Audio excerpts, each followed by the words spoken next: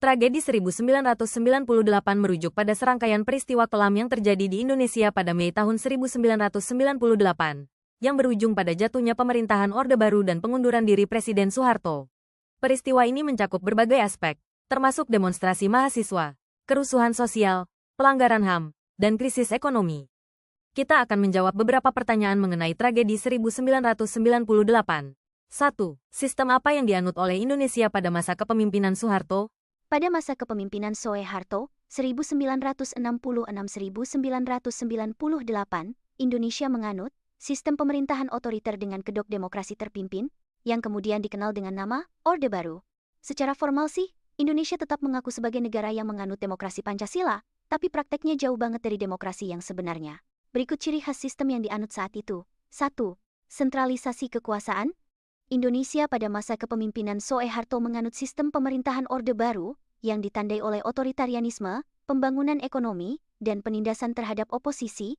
Indonesia menganut sistem pemerintahan Orde Baru yang bersifat otoriter, fokus pada pembangunan ekonomi dengan mengandalkan investasi asing dan industrialisasi, penindasan terhadap oposisi politik dan pembatasan kebebasan berpendapat.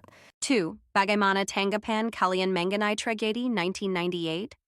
Tragedi 1998 merupakan momen kelam yang mencerminkan ketidakpuasan masyarakat terhadap pemerintahan Soeharto yang berujung pada kerusuhan dan pengunduran dirinya. Tanggapan mengenai tragedi 1998 dianggap sebagai puncak dari ketidakpuasan masyarakat terhadap rezim Soeharto, menjadi momen penting dalam sejarah Indonesia yang menandai transisi menuju reformasi. Memicu kesadaran akan pentingnya hak asasi manusia dan kebebasan politik di kalangan masyarakat. 3. Apa saja penyebab diturunkannya Soeharto? Penyebab diturunkannya Soeharto meliputi krisis ekonomi, penurunan dukungan politik, dan protes besar-besaran dari masyarakat. Penyebab diturunkannya Soeharto krisis moneter yang dimulai pada 1997 menyebabkan inflasi dan pengangguran yang tinggi, meningkatnya ketidakpuasan masyarakat terhadap korupsi, kolusi, dan nepotisme. KKN. Penembakan mahasiswa pada peristiwa Trisakti yang memicu demonstrasi besar-besaran. Kenapa disebut tragedi 1998? Tragedi 1998 merujuk pada serangkaian peristiwa kelam yang terjadi di Indonesia, terutama pada bulan Mei 1998. Peristiwa ini mencakup kerusuhan besar, pelanggaran HAM, dan jatuhnya pemerintahan Orde Baru. Beberapa peristiwa utama dalam tragedi 1998.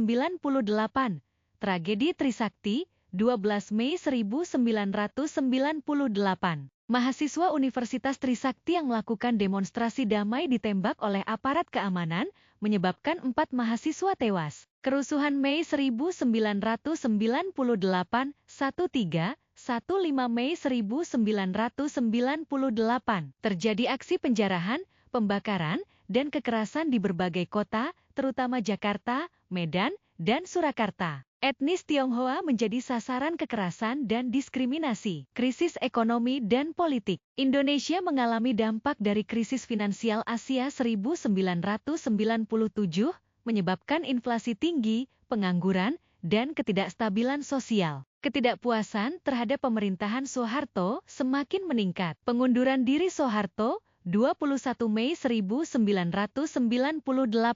Setelah tekanan dari berbagai pihak, termasuk mahasiswa dan tokoh politik, Soeharto akhirnya mengundurkan diri setelah berkuasa selama 32 tahun.